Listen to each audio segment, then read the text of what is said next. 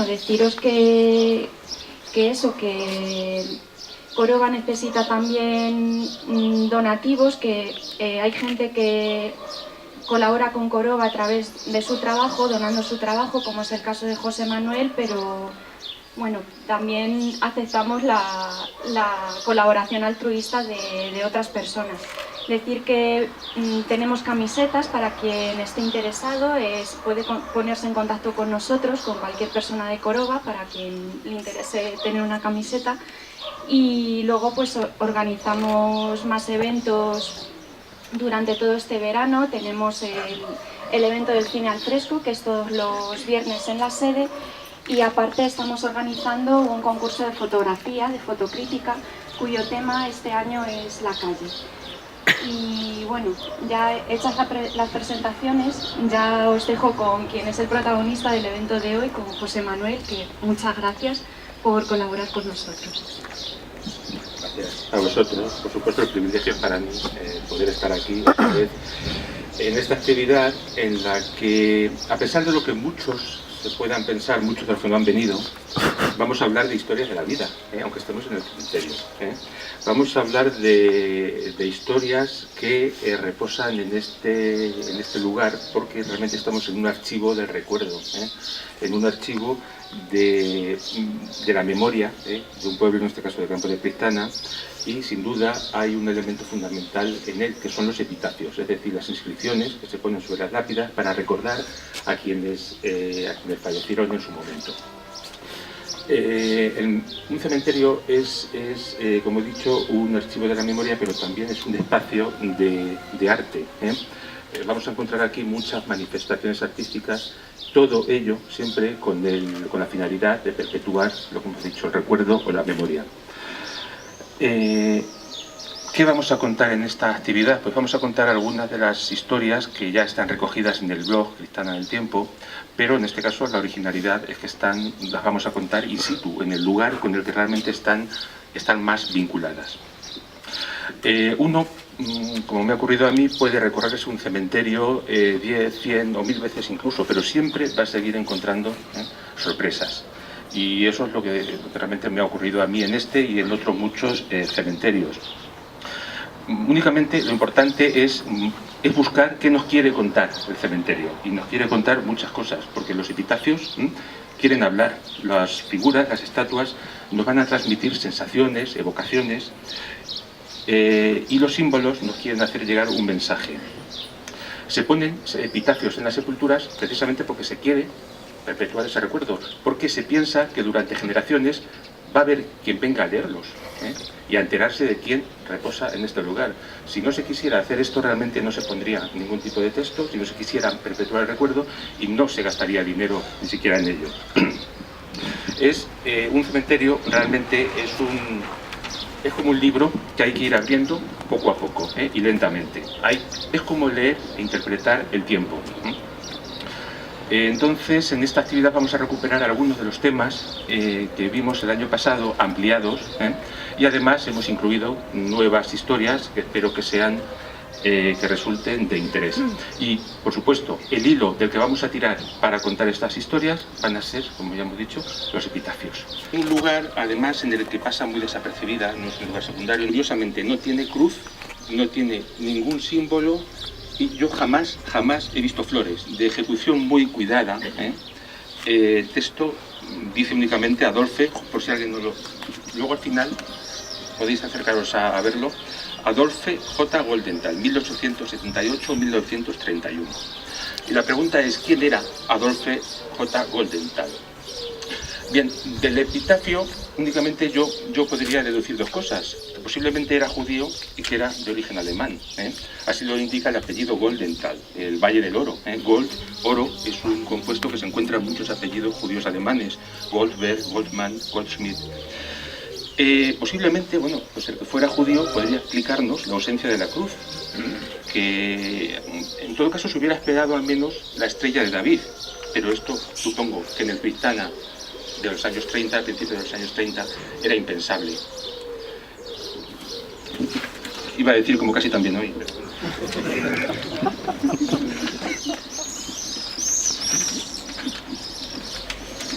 Bien, para averiguar algo más sobre este personaje, me dirigí al juzgado de paz de la localidad y consulté el acta de defunción.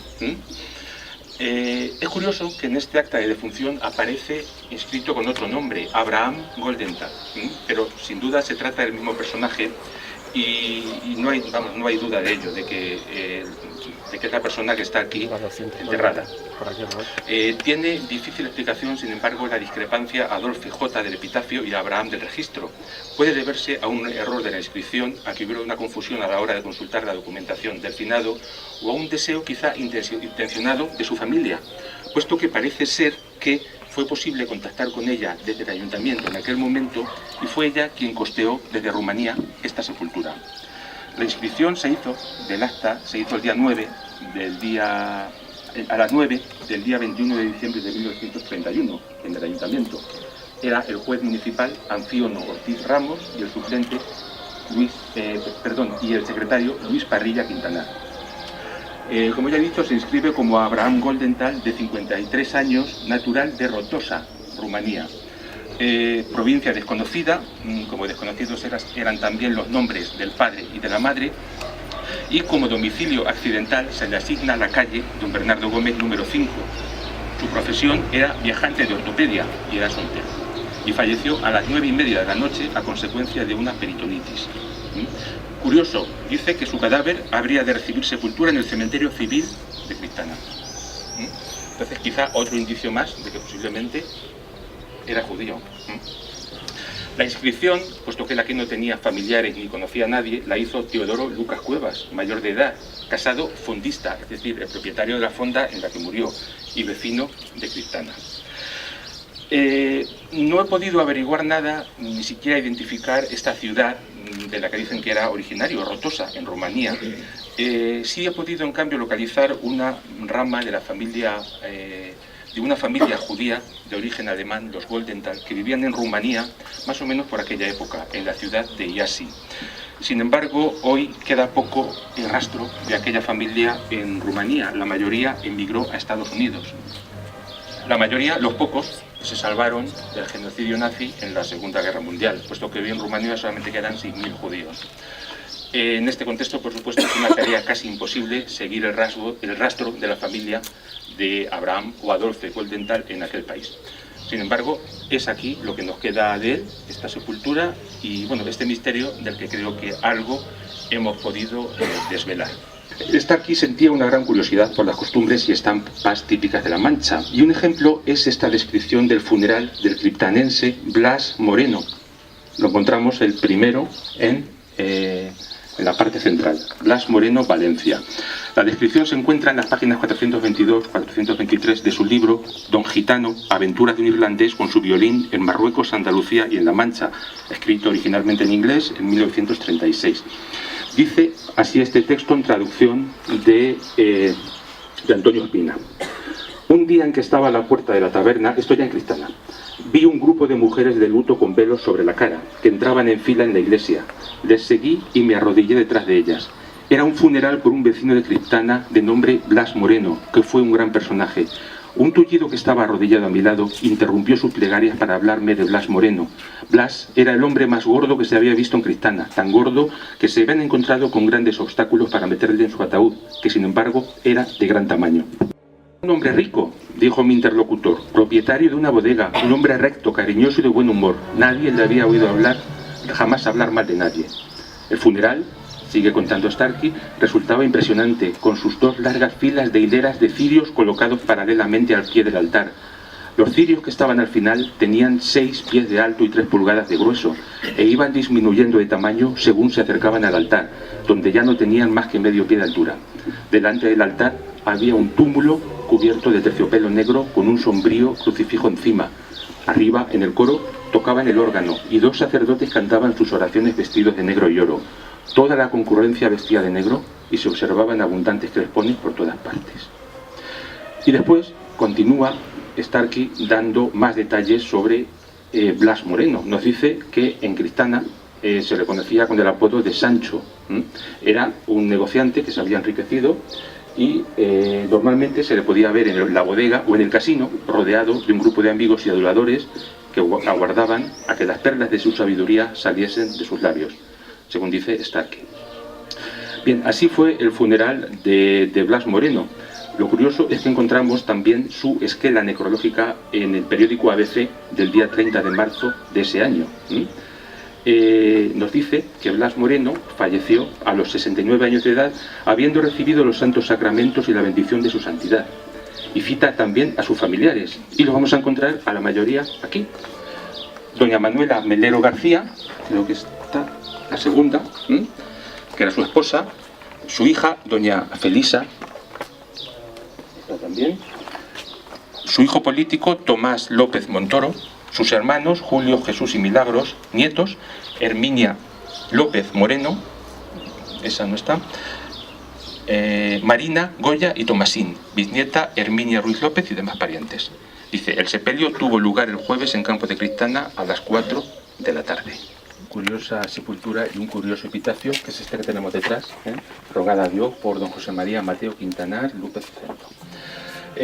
Y realmente este epitafio nos da para trazar una breve historia de toda una familia, y como ya hemos dicho, vamos a partir de una boda, vamos a continuar con un funeral. La verdad es que parece un nombre de una película, pero no, es real.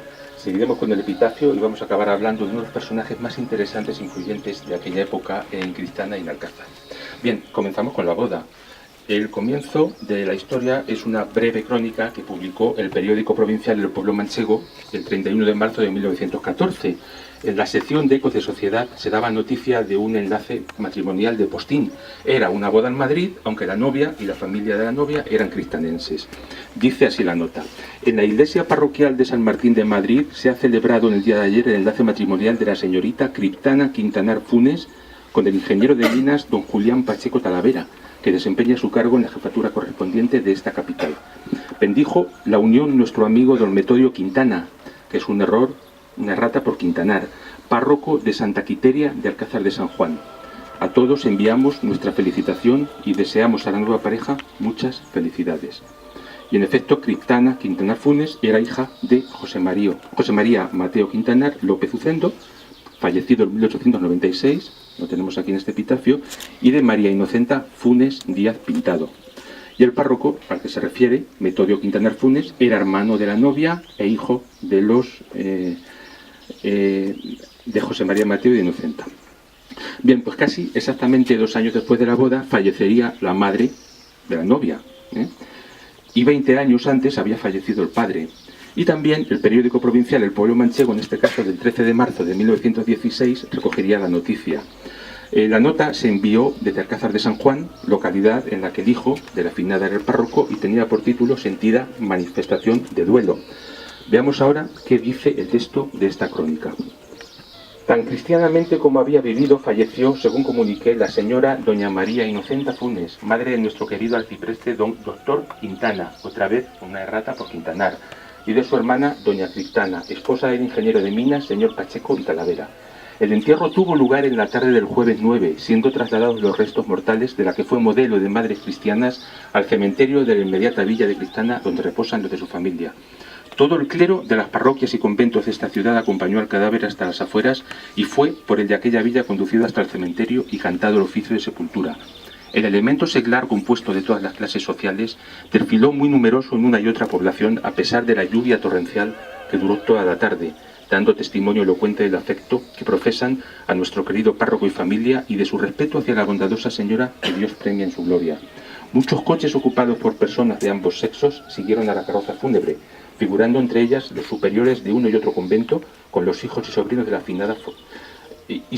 finada formaban la presidencia del duelo. Tengo que decir que este texto tiene muchos errores. Era el que solían enviar al periódico un corresponsal de Campo de Criptana, del pueblo manchego, que fue quien realmente estuvo informando sobre la localidad durante más de 20 años. Abundan las faltas de ortografía, las faltas de estilo y sobre todo a veces la sintaxis no es la mejor, por eso a veces al leerlo puede resultar un poco difícil de entender. Bien, pues así de pomposos fueron los funerales de María Inocenta Funes, un día lluvioso de marzo de 1916. Y nos vamos ahora al epitafio. porque, como hemos dicho, se le dio sepultura a la finada en el cementerio de Campo de Cristana y encontró descanso junto a su marido.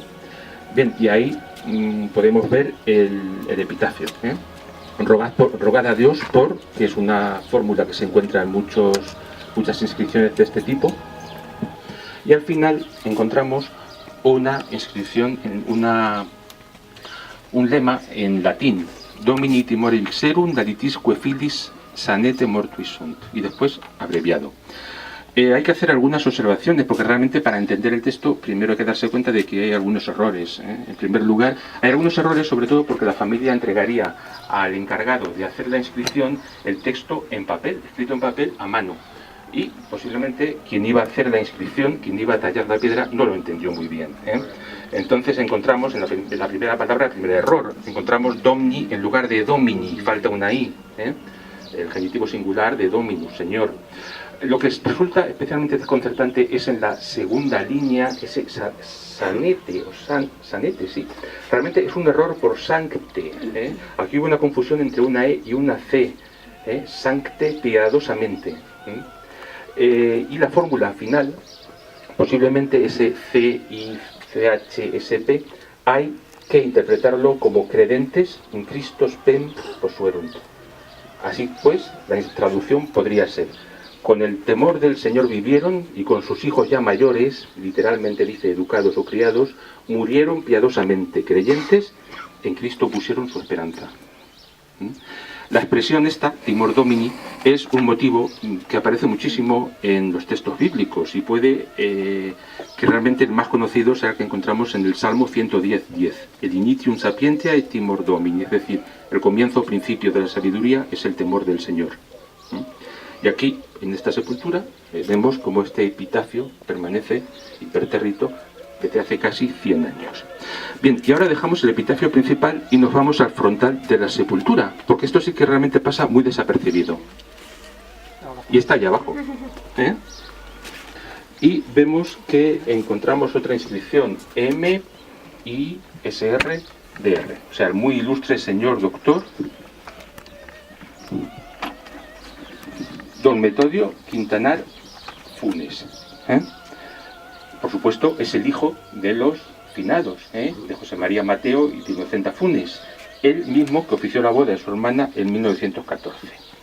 Es curioso porque Metodio Quintanar y Funes es quizá uno de esos cristaneses ilustres, pero de los muy ilustres, y muy desconocido aquí en Cristana. Había nacido en Cristana en el año 1870, y gracias a un volumen que se publicó en Cádiz con motivo de su recepción pública en la Real Academia Hispanoamericana de Ciencias y Artes, tenemos una reseña biográfica bastante amplia sobre él. El título de este libro es Discursos leídos ante la Real Academia Hispanoamericana en la recepción pública del muy ilustre señor don Metodio Quintanar y Funes, puesto que por aquel entonces era canónigo penitenciario de la Santa Iglesia Catedral de Cádiz. Pero realmente, si se le abrieron las puertas de la academia, que era lo realmente complicado, fue por su labor intelectual, según se dice, en la que era competente y documentado. Veamos lo que nos dice la academia, este volumen sobre él. Abrió los ojos a la luz de la vida el señor doctor Quintanar y Funes en Criptana, población culta y floreciente de la provincia de Ciudad Real, el día 24 de agosto del año de 1870, y desde que tuvo uso de razón manifestó sus anhelos de seguir la carrera sacerdotal. Él ha sido sacerdote por imposiciones de su corazón, porque nació de una familia piadosa y buena que cultivó con esmero sus deseos, lo ayudó noblemente y lo estimuló siempre, que en vez de ponerle inconvenientes y obstáculos, supo ver con viva satisfacción el camino que sin un momento de vacilación se había propuesto seguir el joven seminarista. Bien, y tenemos también prácticamente su currículum completo, porque era doctorado en teología y licenciado en Derecho Canónico. Fue catedrático del Seminario Conciliar de Ciudad Real. Impartió las asignaturas de latín y filosofía en el Colegio de la Asociación Reina Victoria y en el Colegio Nacional de Empleados Civiles del Estado. Fue catedrático de religión en el Centro de Hijos de Madrid, párroco en Malagón y en los términos de Membrilla, Villanueva de los Infantes, Herencia y Alcázar de San Juan, arcipreste de Alcázar de San Juan y de su partido. Ostentó también la cátedra de Teología Moral, la de Historia Eclesiástica, Patrología y Cronología en el Seminario Conciliar de Cádiz. Ahora nos encontramos ante una pequeña sepultura bastante discreta y bastante imperceptible, realmente pasa muy desapercibida. Tiene una dedicatoria y un sencillo epitafio. El epitafio dice: Carmelo Manzaneque, del Comercio, fallecido el 31 de octubre de 1922, de 68 años. Su esposa, Francisca Rodríguez, fallecida el 31 de octubre de 1922, de 67 años. Y después hay otro nombre que para esta historia no nos interesa. Y en la cartela que hay, en la cartela frontal de la sepultura, hay una breve leyenda: tus hijos no te olvidan. Y en efecto, esta es la sepultura del matrimonio Carmelo Manzaneque y su esposa. Y es curioso que un mismo día viera el final de la vida del matrimonio, un 31 de octubre del año 1922, de él con 68 años y de ella con 67. Es curioso que pocas veces se pone en un epitafio el oficio del fallecido, y aquí sí lo encontramos, ese del Comercio. Y en efecto, era comerciante, y son muchas las noticias que tenemos sobre él. Y sabemos que en el año 1900 pagaba contribución industrial por una tienda de abacería, es decir, de comestibles, sita en la calle de la Virgen. En el año 1906, Carmelo Manzaneque era uno de los 60 mayores contribuyentes de Campo de Criptana. Ocupa en el ranking de los 60 el número 46 y pagaba una contribución anual de 120 pesetas. En 1908 salió elegido como adjunto para el Juzgado Municipal de Campo de Criptana para el año 1909, y ese año fue también vocal de la Junta Electoral local. En 1917 era uno de los 18 componentes del consistorio del Ayuntamiento cristanense y ocupaba el puesto de regidor síndico. Y en el año 1922, ya poco antes de su muerte, lo encontramos como presidente de una mesa electoral en Campo de Criptana, en la sección segunda, llamada Teatro Viejo. Y unos meses después fallecerían él y su esposa. Ya hemos dicho que tenía una tienda de abacería en la calle de la Virgen. Bueno, y sabemos algunos de los productos que vendía, porque insertaba periódicamente publicidad en el periódico local Sancho Panza. Cogemos en un número, cualquiera de ellos, en este caso el del 17 de marzo de 1912. Y en la sección noticias encontramos esta publicidad de sus productos. ¿Queréis comprar jamones extremeños y del país superiores, sumamente baratos? Pues los encontraréis en casa de Carmelo Manzaneque.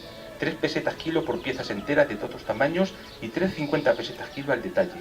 Longaniza extremeña superior a 3,50 pesetas kilo. Estos precios son sin compromiso por las oscilaciones del mercado. Y luego, en la sección de publicidad, encontramos un anuncio mucho más llamativo de su negocio. Ultramarinos y salchichería, depósito de garbanzos de Castilla, jamones del país y otras procedencias, salchichón de las mejores marcas acreditadas. Conservas del país y extranjero, Carmelo Manzaneque, todos los géneros se sirven a domicilio. Pero vayamos ahora al dato más llamativo de este epitafio. Es una coincidencia, una casualidad, porque realmente cuando se trata de estos temas, con el destino nunca se sabe. El epitafio, como hemos dicho, recoge los nombres del matrimonio y mueren, al parecer, en el mismo día. Y realmente desde que vi esto no dejé de preguntarme si esto podía ser un error o no sabía exactamente a qué se debía, o si ambos habían muerto en el mismo día debido a un accidente o algo parecido. Bien, y para encontrar la respuesta, ¿qué hicimos? Pues lo que en otros casos, ir a consultar el acta de defunción de ambos, que se conserva en el juzgado. Las actas de defunción de uno y otro se hicieron con media hora de diferencia en el mismo día.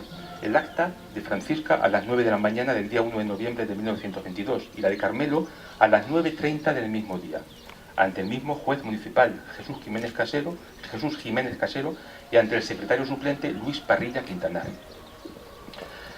En el de la esposa se nos dice que la finada tenía 67 años, natural de la villa, hija de Julián y de Venancia, domiciliada en la calle de la Virgen de Criptana número 18, piso bajo, de profesión sus labores y de estado civil, casada con Carmelo Manzaneque Fernández Blanco.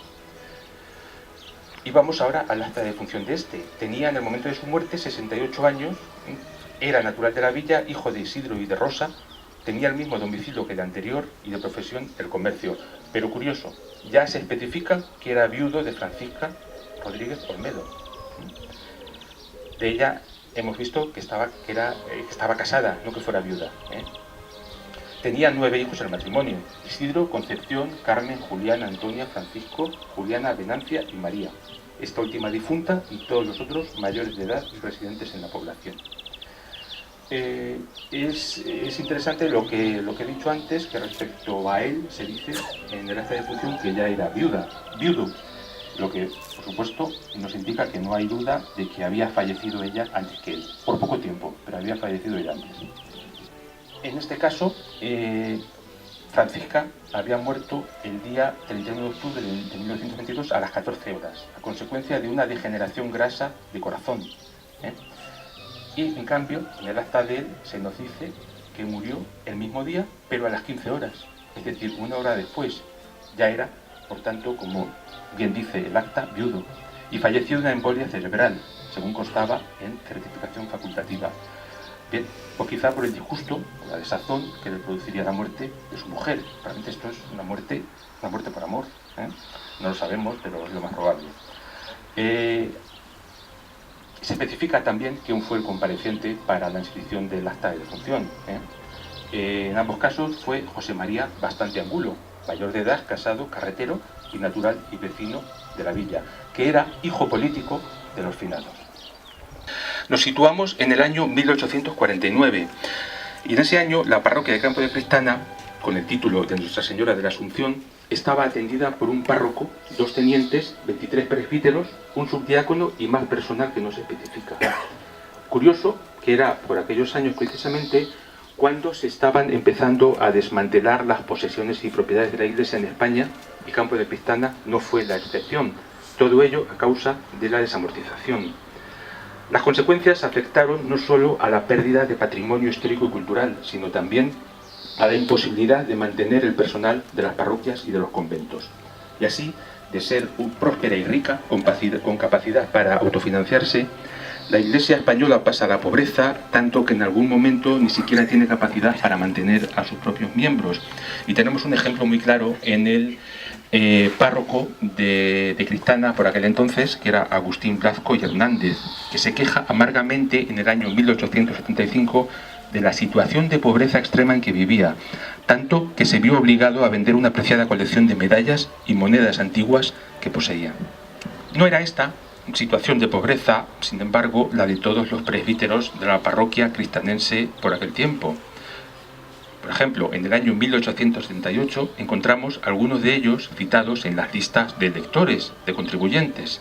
Y recordemos que en total, de toda la población de Cristana por aquel tiempo, que era de aproximadamente unos 6.500 habitantes, solo poco más de 200 personas tenían derecho a voto, eran los que pagaban contribución, es decir, los contribuyentes. En este listado de contribuyentes encontramos al ya citado Agustín Blasco y Hernández, que no pagaba contribución, porque estaba exento, y tenía su residencia en la calle Pósito 1, que supongo que será la actual casa parroquial. Se citan además en este listado 8 presbíteros y un sacristán. Los presbíteros eran Alfonso Fernández Gallego, que vivía en la calle Corrales, número 5, Abelardo Manzanares González, en la calle Lerino 4, la calle Lerino creo que es la Pío XII, puede ser, no lo sé, la de la Academia de... Sí, eso es. Daniel Millán Casero, en la calle Convento 5, José Vicente Manzanares Villanueva, en el Pozondo número 3, Jesús Carrillejo Berenguillo, en la calle Riega 9, la calle Riega es la actual, ¿cómo se llama? Cardenal Monecillo. José María Moreno Millán, en la calle Convento 12, José Beamudi Quevedo, que después sería párroco también, en la calle Concepción 2, y Pedro Borja Jiménez, en la calle Tiendas número 11. Sin duda, si hay un personaje interesante en el 19, en Cristana, en la iglesia de Cristana, ese es Agustín Blasco Hernández, que es de esas personas que realmente se merecía haber tenido desde hace mucho tiempo una calle aquí en Cristana. Era una persona culta que parece incluso que llegó a tener cierta fama en círculos eruditos españoles por sus publicaciones y sobre todo también por una intervención muy importante que tuvo en aquel tiempo en temas candentes como la legalización del matrimonio civil. Tenemos una noticia sobre él publicada en el periódico nacional El Imparcial del lunes 15 de febrero de 1875, en la sección de bibliografía, y se reseña un libro suyo titulado Catálogo de monedas y medallas que posee el presbítero don Agustín Blasco, publicado en Ciudad Real en el año 1875. Es precisamente son esas monedas que él tuvo que empeñar poco después. No he podido encontrar ningún ejemplar de este libro, ni siquiera en la Biblioteca Nacional, por lo cual la verdad es que es una pena no poderlo conservar. Esta colección, a juzgar por lo que se dice en la reseña del periódico, debía ser muy importante. Tenía monedas romanas y judías, y él las había estudiado con ayuda de instrumentos bibliográficos muy especializados, como por ejemplo el Corpus Inscriptionum Latinarum, el FIL, que publicaba por aquel entonces ya la Academia de Ciencias de Berlín, y además utilizó muchos estudios monográficos, muchos de ellos en alemán, porque esto nos puede dar una idea del nivel cultural que tenía, ¿eh? Y hay un aspecto importante en esta reseña,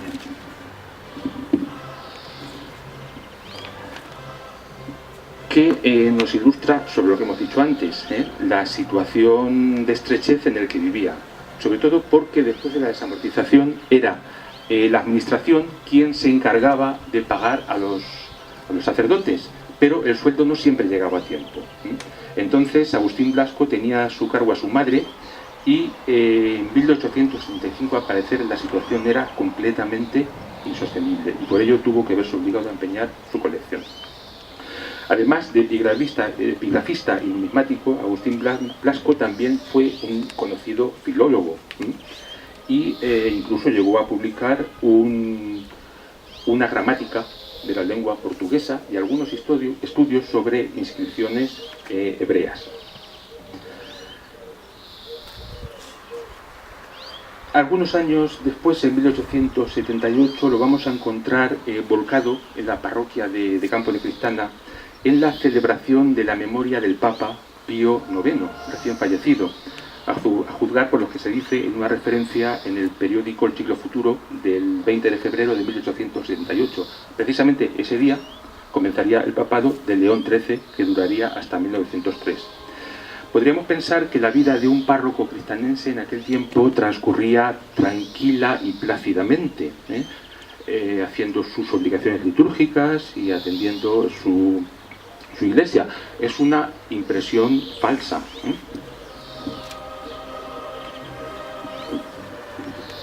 Porque tenemos noticias de un grave suceso que le ocurrió hacia 1869, y es que fue secuestrado. En el libro de Francisco Fuster Ruiz y José Cano Valero, titulado Agitaciones sociales y políticas en La Mancha y Murcia, se recogen dos referencias al respecto. Una se sitúa el 23 de noviembre de 1869 con la transcripción de una comunicación de la Sala Primera, remitiendo testimonio del estado en que se halla la causa que se sigue en Manzanares con motivo del secuestro del párroco de Campo de Cristana, don Agustín Blasco, y un andaluz desconocido. La segunda corresponde más o menos a febrero de 1870 y se remite certificación del estado en que se encuentra la causa sobre el rapto de don Agustín Blanco, cura párroco del Campo de Cristana. Creo que estuvo más o menos entre año y medio y 2 años secuestrado. No sé si es que ¿qué pedirían? Querían un rescate. Eran sobre todo los tiempos en que los caminos de muchas zonas todavía eran peligrosos, porque había algunos grupos, por aquí por La Mancha, incluso, de bandoleros que subían de Sierra Morena. Agustín Blasco falleció en mayo de 1883 y sobre él se publicó una breve nota necrológica en el periódico nacional El Globo, el lunes 21 de mayo. Es una lástima que no sabemos, yo no he encontrado la sepultura de este párroco en Cristana. No se encuentran, desde luego, en la sepultura de los presbíteros, que es a la que vamos a ir ahora. En primer lugar, don Francisco Borja, 1833, don José Pulpón, 1900, la última cifra no se lee bien, quizá un 3, pero no estoy seguro. Don Ignacio Artiñano, 1903, la última no se lee, se leen algunas letras, Y en la columna derecha tenemos los nombres de don Ramón Cano, 1912, Pedro Robles, 1915, creo que es José Andrés Lara, 1923, y la última, don José, quizá Sánchez, pero la fecha ya no se puede leer. Y como siempre hay una iconografía propia que nos indica quiénes descansan aquí. Lo tenemos en es el bonete que encontramos allí arriba, el bonete encima del libro, esculpido en la piedra. Vamos a ver ahora las historias de algunos de ellos, comenzando por la que quizá es la más interesante, la de Ignacio Artiñano, que falleció en el año 1903. Es quizá uno de los pocos casos de una persona que parecía haber muerto 2 veces, porque encontramos una nota necrológica de él en el periódico El Día del sábado 23 de agosto de 1890. Y según esta nota, Ignacio de Artiñano y Orbegozo, como era su nombre completo, bilbaíno de origen, entonces canónigo magistral de la Catedral de Burgos, puesto que ostentaba desde 1879, habría muerto por esos días. Otra nota necrológica la vamos a encontrar en el periódico La Unión Católica, de esos días también, y dice lo siguiente: sentiríamos se confirmara la noticia que a nosotros ha llegado de haber fallecido en Criptana, pueblo donde residía durante el verano nuestro respetable y querido amigo, el distinguidísimo bilbaíno don Ignacio de Artiñano, canónigo magistral de la Metropolitana de Burgos. De ser cierto, rogamos a Dios haya acogido en su seno a su infatigable ministro, uno de los más conspicuos miembros del clero español de nuestros días. Parece, sin embargo, que esta noticia fue un error, pues 2 años después, en 1892, Artiñano aparece citado como firmante de un manifiesto en calidad de magistral de la Catedral de Burgos. La noticia auténtica de su fallecimiento aparece en 1903 y es la que encontramos en el epitafio. Y se encuentra, por ejemplo, en el periódico El Papamoscas. Y dice: ha fallecido en el campo de Criptana el magistral de esta metropolitana, don Ignacio de Artiñano. Descanse en paz. Y otro periódico, El Lábaro, nos dice: ha fallecido el muy ilustre señor don Ignacio de Artiñano y Orbegoso, lo pone con ese, canónigo magistral de la Santa Iglesia Metropolitana. La noticia llegó a la catedral cuando el cabildo se hallaba en coro e inmediatamente se suspendieron los rezos para cantar un responso, entonándose al final el oficio de difuntos. El señor Artiñano, a quien aquejaba hace años un rebelde padecimiento, se dirigía a sus posesiones de campo de Criptana en compañía de su amigo don Valero Vidarte, después de haber permanecido una corta temporada en esta capital, y agravada sin duda su enfermedad con las molestias del viaje, le ha sorprendido la muerte en Alcázar de San Juan. Bien, pues vamos a hablar ahora de, como ya he dicho, de una de las historias más trágicas de Criptana en el siglo XIX, y es el asesinato de Santos Ortiz en el año 1885. Entonces vamos a ponernos un poco en situación y nos vamos a imaginar una noche, la del 1 de septiembre de 1800 ese año, hacia las 10, regresaba Santos Ortiz del casino. No sabemos cuál, si el Primitivo o el de la Concordia. En aquel tiempo ya tenía Criptana estos 2 casinos. Era, suponemos, una de esas noches tranquilas de final del verano, y suponemos que Ortiz volvería a casa tranquilamente. Tenía una posición económica desahogada, bastante desahogada, pagaba una contribución para aquel tiempo de 218 pesetas con 64 céntimos, que era mucho en aquel tiempo. Era, por tanto, uno de los casi 300 ciudadanos que tenía derecho a voto en campo de Criptana. El casino no estaba muy lejos de su casa, pues Ortiz vivía en la calle Empedrada, número 14, que es la actual calle de la Virgen. Recordemos que la actual calle de la Virgen, en aquel tiempo, tenía 4 nombres. Desde la Tercia, desde la confluencia con la calle Tercia hasta la confluencia con la calle Castillo, era la calle del Magnes. Desde la confluencia de la calle Castillo, más o menos hermanas Peñaranda o el colegio, ¿cómo se llama? El colegio de la Virgen, eso era la calle Empedrada. Por allí estaba la plaza Pardón, y luego continuaba hasta la calle Calvario, que era la calle Paraíso. Entonces todo eso se unificó con un solo nombre en 1890, cuando se cambiaron los nombres prácticamente de todas de la mayoría de las calles de Criptana. Tengo que decir que muchas de esas calles, muchos de esos nombres que se suprimieron con el paso del tiempo, volvieron a ponerse y muchos incluso permanecieron en la memoria de la gente, incluso un siglo después. La calle Paloma para mucha gente seguiría siendo la calle Corrales. Entonces eso ha ocurrido con muchas calles. O la calle Cebolla será siempre la calle Cebolla y no la calle Paloma. Bien, pues cuando Santos Ortiz estaba a punto de llegar a su casa, lo mataron de un tiro a quemarropa. Y fue en la calle Empedrada, como he dicho, cerca de la puerta de su casa. Parece que le fue un disparo en los pulmones y que murió al poco tiempo. Fueron muchos los periódicos de la época que se hicieron eco de este suceso. Veamos lo que nos dice uno de ellos, el periódico La Época, del 11 de septiembre de 1985. Ha sido asesinado en Campo de Quintana don Santos Ortiz, comerciante de aquella población y persona que gozaba de muchas simpatías.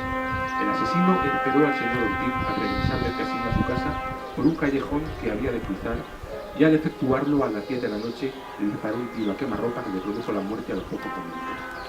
Bien, estos fueron los acontecimientos y las circunstancias y conviene ahora averiguar un poco más de lo ocurrido y recurrimos para ello al acta de defunción.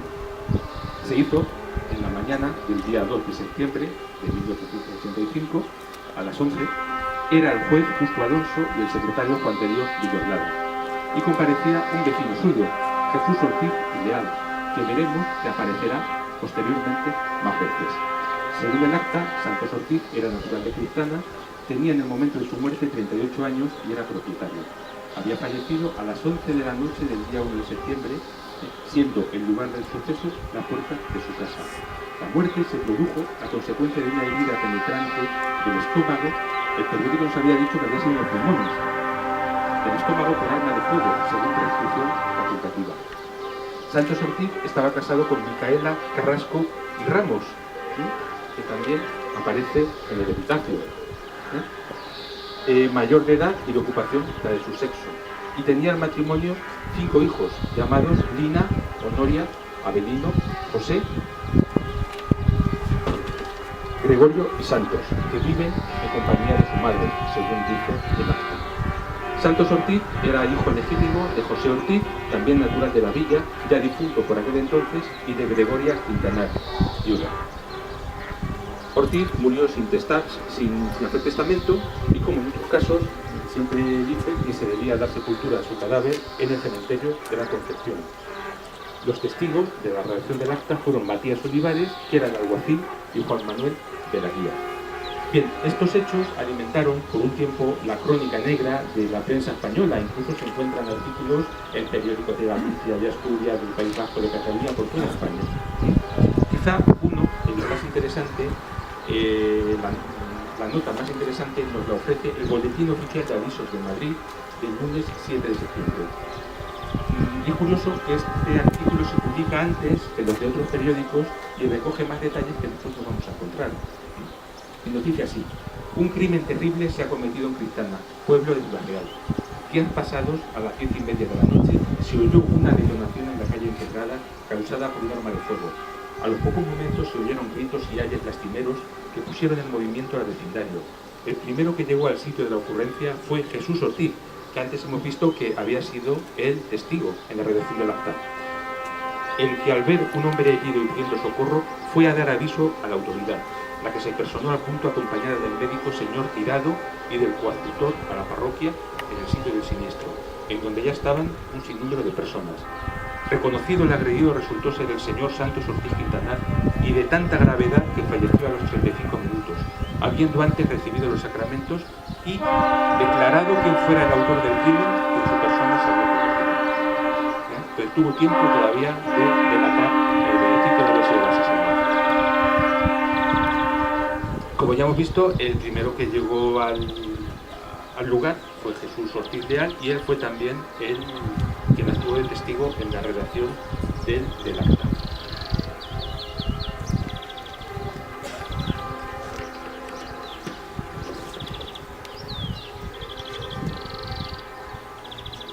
Y continúa el periódico diciéndonos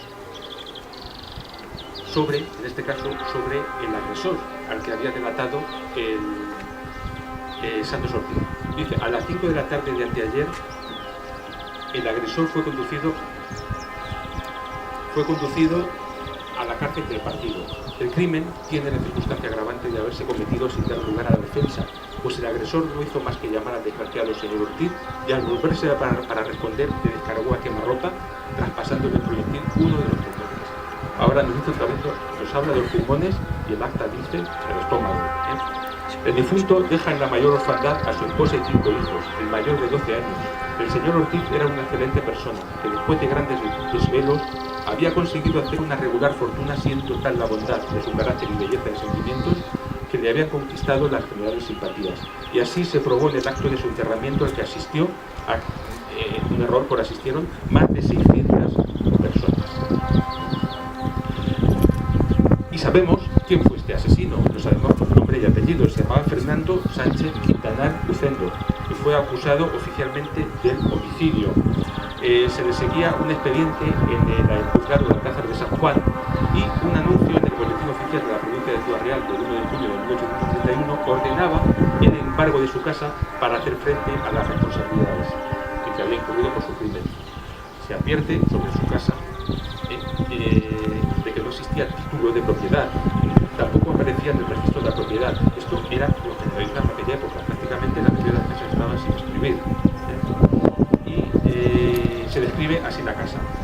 Una casa sita en la villa del Campo de Cristana y su calle Fontanilla, o sea, callejuela que desde esta dirige a las Charcas, cuyo edificio no tiene número y se compone de cocina, cuarto, cuadra, pozo y patio, y cámara sobre dicha cocina y cuarto, tasada en 1.393 pesetas por 75.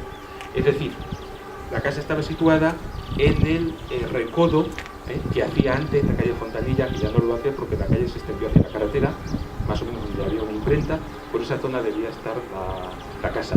Y dice a las Charcas porque esa calle tenía salida prácticamente al campo.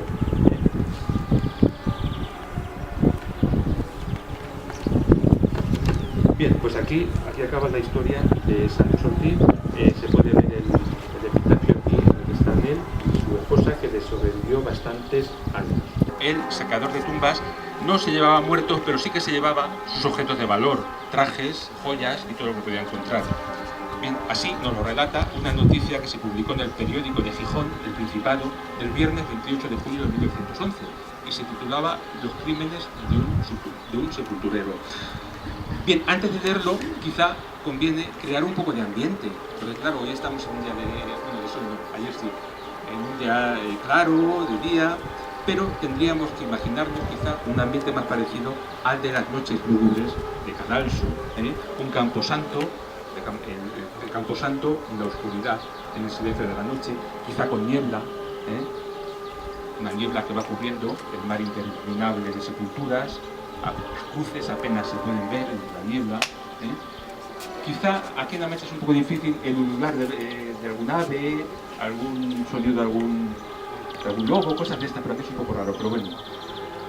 Y se escucharía de vez en cuando algún ruido de ataúd que se abre. Sería, por supuesto, el sepulturero que estaría actuando, que estaría haciendo de las suyas. Y ya puestos en situación, vemos que nos dice el texto del periódico. Se titula Profanando cadáveres.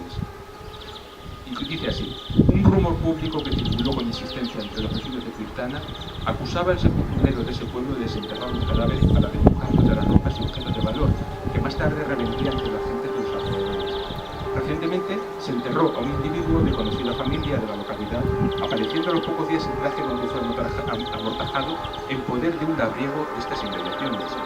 Los hijos del finado, enterados de la profanación cometida con los restos de su padre, denunciaron el hecho a las autoridades.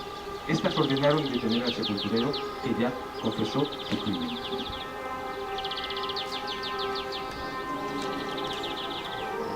Y sigue. En un registro practicado en su domicilio se le encontraron multitud de objetos provenientes de los nichos de la necrópolis. Ingresó en la cárcel, no podía ser de otra manera, el vecindario se muestra indignadísimo contra el criminal. Aparte del traje, no sabemos exactamente qué otros objetos saqueó este sepulturero. Lo cierto es que no se sabe cuánto tiempo estuvo actuando. Quizá fue durante bastante tiempo, Y aparte de los documentos, de los objetos que se le encontraban en su casa, hay que tener en cuenta también los que ya había vendido a compradores de la zona que posiblemente desconocían de dónde procedían. Ese mismo día en Campo de Cristana ya se sabían todos los detalles, realmente la noticia corrió como la pólvora y se conocieron poco a poco las circunstancias que permitieron descubrir esta mala costumbre que tenían el sepulturero y también su señora. Y si no hubiera sido por su señora, posiblemente nunca se les habría descubierto. Esta mala costumbre era, como he dicho, el saqueo de tumbas. ¿Cómo se descubrieron estos macabros sucesos? Nos lo cuenta el corresponsal cristanense, al que hemos hecho referencia tantas veces, del pueblo manchego, en el número correspondiente al 27 de julio de 1911. Dice así: con insistencia han circulado en todo el día de hoy rumores de un hecho excepcional que en este momento ha adquirido toda la importancia y confirmación plena. Se trata de un hecho criminal, y capaz de sublevar los ánimos de los más apáticos. La paz de los muertos en este pueblo es un mito, es una indignidad, un crimen imposible de dejar sin protesta de toda conciencia honrada. En la mañana de hoy presentóse en el establecimiento comercial de los señores hijos de P. Alarcón, una mujer a que hicieran el favor de cambiarle un par de botas con pretexto de que le venían pequeñas a una de sus hijas. El comerciante en el acto reconoció que el par de botas no había sido vendido a la interesada y sí a un vecino de este pueblo, Pablo Olivares, a quien se le murió un hijo que se enterró el día de ayer y que falleció a consecuencia de difteria. Y continúa.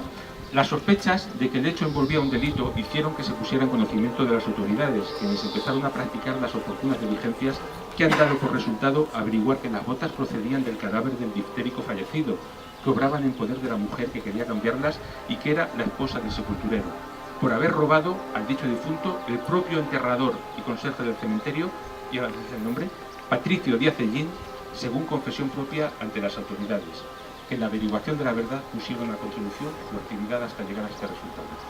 Y otra vez vuelve a decir lo de antes, el hecho ha causado gran indignación. En fin, todo se descubrió por esta sonada metedura de pata de la mujer del sepulturero. Y ya he dicho que si no hubiera sido por esto, posiblemente se habría tardado mucho tiempo en descubrir, si es que se podría haber descubierto, en aquellos años en los que el cementerio de Campo de Cristana no dio ni paz ni descanso a sus muertos. El tema siguió dando muchísima guerra, como no podía ser de otra manera, y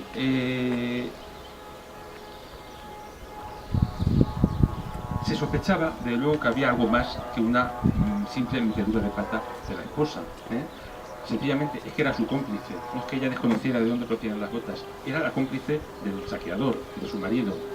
Hubo un juicio bastante mediático que se publicó salió en muchos periódicos, con todos los detalles.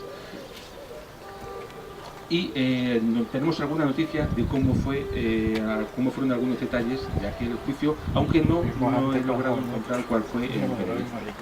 Y nos dice el corresponsal cristanense, en el número del pueblo manchego del 28 de julio de 1911.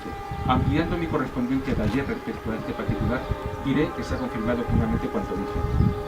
A las 4:30 de la tarde se ha constituido en esta localidad el dignísimo juez de instrucción del partido, don José de Juana, con objeto de empezar las diligencias que, según he podido traducir, han dado por resultado el que se haya confesado autora del delito de profanación de sepultura la mujer del sepulturero Patricio Díaz Ellín. Ante la confesión del crimen, el señor juez parece que se dio por satisfecho, declarando terminada su misión una vez que hizo defender en las actuaciones al sepulturero con su mujer se encuentra detenido. Al padre del niño expoliado, al señor don Francisco Alarcón, dueño del establecimiento a donde se presentó la mujer para cambiar el par de botas, y que fue quien puso el hecho en conocimiento de las autoridades, y cuyo proceder merece los mayores elogios. 2 peritos, zapateros y el sacerdote y sacristán que hicieron el entierro. En fin, pues así se descubrió todo y al final se supo que era el matrimonio y que ella, desde luego, no debía ser muy inteligente. Como dicen aquí, no era un matrimonio bien avenido, ¿no? Y vamos a ver ahora algo más sobre aquellos gracias a quienes se descubrió este crimen. Y nos vamos de nuevo al periódico local Sancho Panza, en este caso del 17 de marzo de 1912, y a la sección de publicidad, porque encontramos Negrina Corona. Los hijos de P. Alarcón, en obsequio a su numerosa clientela, han adquirido esta sin rival crema para el calzado, en inmejorables condiciones para la venta. No tiene la negrina comparación con ninguna otra clase de betún, pues no mancha, ni corta, ni endurece el calzado, tanto el negro como el de color. A pesar de sus excelentes cualidades, se vende a 60 céntimos 100 gramos, precio que resulta mucho más económico que el de cualquier otro producto para la limpieza del calzado. No mancha, ni endurece, ni corta el calzado, y su uso es sumamente sencillo, pudiéndose aplicar a toda clase de curtidos.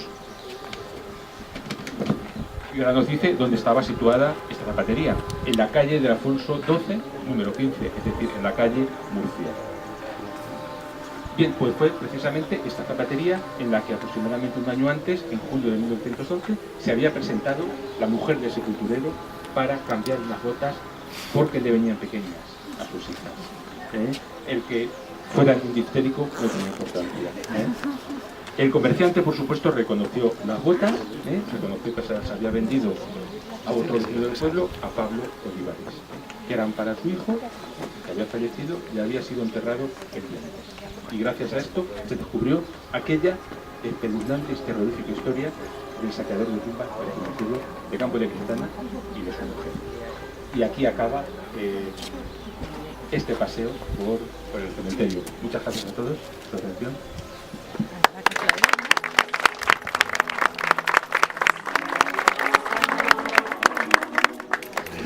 Bueno, pues terminamos aquí esta actividad que por segundo año ha hecho Coroba. Dos cosas muy breves. Lo primero, decir que para Coroba es un verdadero lujo contar con José Manuel, así que todo el equipo le damos las gracias por hacer este evento, que sé que lleva un trabajo detrás muy importante. Dar las gracias también a todos los asistentes, a tanto los de ayer como los de hoy. Es una actividad que hacemos para vosotros y que espero que os haya gustado.